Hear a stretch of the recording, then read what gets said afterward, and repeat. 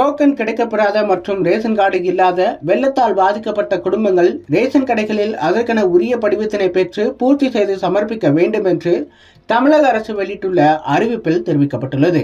வங்கக்கடலில் உருவான மிக்ஜாம் புயல் ஆந்திராவில் கடந்த டிசம்பர் 5ஆம் தேதி கரையை கடந்தது. புயல் கரையை கடக்கும் முன்பு சென்னை, திருவள்ளூர், காஞ்சிபுரம், செங்கல்பட்டு ஆகிய 4 மாவட்டங்களில் பெருமழை பெய்தது. கடந்த டிசம்பர் 3 மற்றும் 4ஆம் தேதிகளில் மிக அதிக கனமழை பெய்தது. சென்னை மாநகரமே வெள்ளத்தில் மிதந்தது.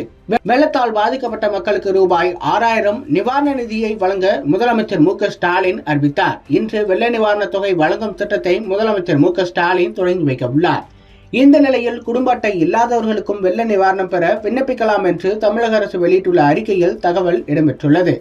இது தொடர்பாக தமிழக அரசு வெளியிட்டுள்ள அறிக்கையில் கூறப்பட்டிருப்பதாவது: மிக்ஜாம் புயல் வெள்ள நிவாரணத்தால் பாதிக்கப்பட்ட பகுதிகளில் உள்ள குடும்பங்களுக்கு வெள்ள நிவாரண தொகையாக ரூபாய் 6000 வழங்கப்படும் என அரசால் அறிவிக்கப்பட்டுள்ளது.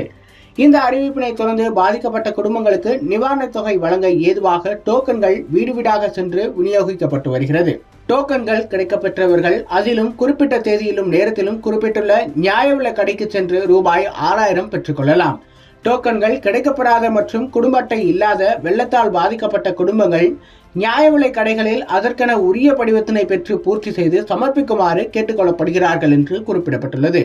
தமிழக முதலமைச்சர் மு.க.ஸ்டாலின் இன்று சென்னை, வேளச்சேரி, அஷ்டலட்சுமி நகரில் உள்ள நியாய விலை கடையில் காலை 10 மணிக்கு மிக்ஜாம் புயல் கனமழையால் பாதிக்கப்பட்ட மக்களுக்கு ரூபாய் 6000 நிவாரணத் தொகை வழங்கி தொடங்கி வைக்கிறார். அதனைத் தொடர்ந்து மற்ற நியாய விலை கடைகளில் காலை 10 மணி 15 நிமிடத்திற்கு நிவாரணத் தொகை வழங்கப்படும் என்று தெரிவிக்கப்பட்டுள்ளது.